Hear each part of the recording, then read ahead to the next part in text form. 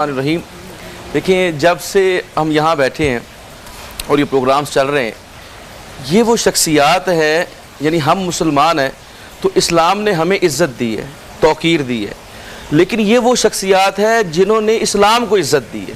واہ، بہت جیسے اللہ تعالیٰ کے رسول صلی اللہ علیہ وسلم حضرت عمر فاروق کے بارے میں فرماتے ہیں کہ عمر کی وجہ سے اسلام کو عزت ملی ہے، تو یہ حضرت علی رضی اللہ تعالیٰ عنہ بھی انہی میں شامل ہے جن کی وجہ سے اسلام کو عزت ملی ہے۔ تو یہ آپ دیکھیں، ابتدا سے دیکھ کے انتہا تک، شہادت تک دیکھیں کہ آپ مرتبہ فضائل اور مناقب گنتے جائے کام ہی نہیں ہوں گے۔ یعنی سرکار دو عالم صلی اللہ علیہ وسلم جب یہ پیدا ہوئے، اور یہ بات بھی کی جاتی ہے کہ آپ خانہ کعبہ کے اندر پیدا ہوئے، لیکن میں اس کو ایک اور اینگل سے لیتا ہوں۔ دیکھیے، سرکار دو عالم صلی اللہ علیہ وسلم فرمایا کہ خانہ کعبہ کی جو عزت ہے نا، ایک مومن کی شان کعبے سے زیادہ ہے، ایک مومن کی عزت کعبے سے زیادہ ہے۔ تو بعض اوقات لوگ یوں سمجھ لیتے ہیں کہ حضرت علی کا کعبے میں پیدا ہونا حضرت علی کے لیے شان کی بات ہے۔ نہ، حضرت علی کا خانہ کعبہ میں پیدا ہونا کعبے کی شان ہے۔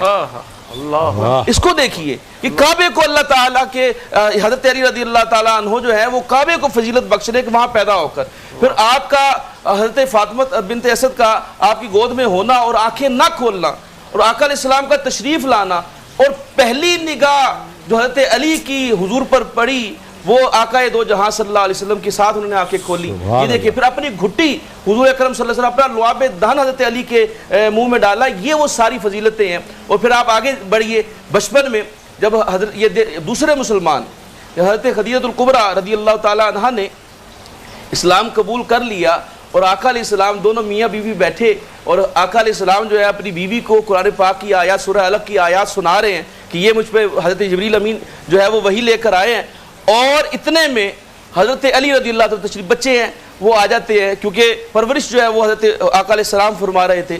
تو حضرت علی پوچھتے ہیں یہ آپ کیا پڑھ رہے ہیں؟ تو آپ کو بتایا جاتا ہے کہ یہ اللہ کا کلام ہے، یہ وحی ہے۔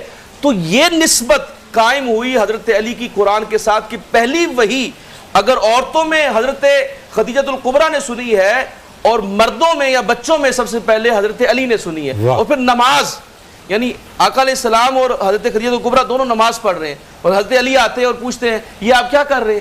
تو ان کو بتایا جاتا ہے کہ یہ نماز ہے۔ تو حضرت علی نے فرمایا مجھے بھی اس میں نماز میں شامل کرے، اور ایمان لے آتے۔ تو یہ وہ کہ آقا علیہ السلام نے پیر والے دن اعلان نبوت فرمایا ہے، اور منگل والے دن حضرت علی رضی اللہ تعالیٰ عنہ جو ہے وہ مسلمان ہو جاتے ہیں۔ تو یہاں سے آپ اندازہ لگائیے کہ ابتدا کس طرح ہو رہی ہے، یعنی مناقب اور فضائل میں ابتدا کیسے ہو رہی ہے، تو پھر انتہا کہاں پہ ہوگی؟ یعنی آپ کی ابتدا بھی خانہ خدا میں ہو رہی ہے اور انتہا بھی خانہ خدا میں ہو رہی ہے۔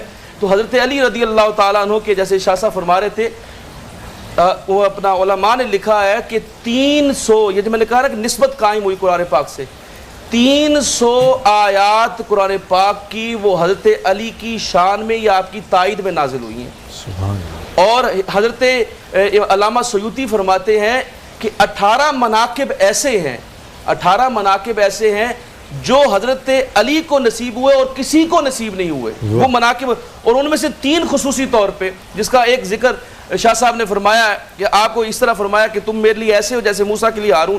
دوسرے نمبر پہ جب آپ نے مواخات مدینہ کا رشتہ قائم کیا تو آقا علیہ السلام کا حضرت علی کے ساتھ بھائی بندی کرنا، یہ بھی آپ کی خصائص میں شامل ہے، یہ بھی خوبیوں میں شامل ہے۔ اور پھر جو مقام غدیر کے اوپر علم دینا، یہ بھی آپ کے شان و عظمت میں شامل ہے۔ اور پھر یہ کہنا کہ من کنت مولا فہذا علی مولا، کہ جس کا میں مولا اس کا علی مولا ہے، یہ بھی خصلت جو ہے حضرت علی رضی اللہ تعالیٰ کے نصیب میں آئی۔ تو رئیس فرید بھائی، یہ اصل میں اگر آپ دیکھیے کہ ہم یہاں پر جو ان کو خراج تحسین کرنے بیٹھتے ہیں، اس سے ہماری شان میں اضافہ ہوتا ہے، ہمارے مرتبوں میں اضافہ ہوتا ہے۔ ان کا وہ نام ہے، یہ حضرت ابوبکر صدیق رضی اللہ تعالیٰ عنہ، وہ چہرہ علی دیکھتے رہتے تھے، محفل میں بیٹھے دیکھتے رہتے تھے۔ اچھا، اس کے اوپر مزید گفتگو کریں گے، آگے چلیں گے۔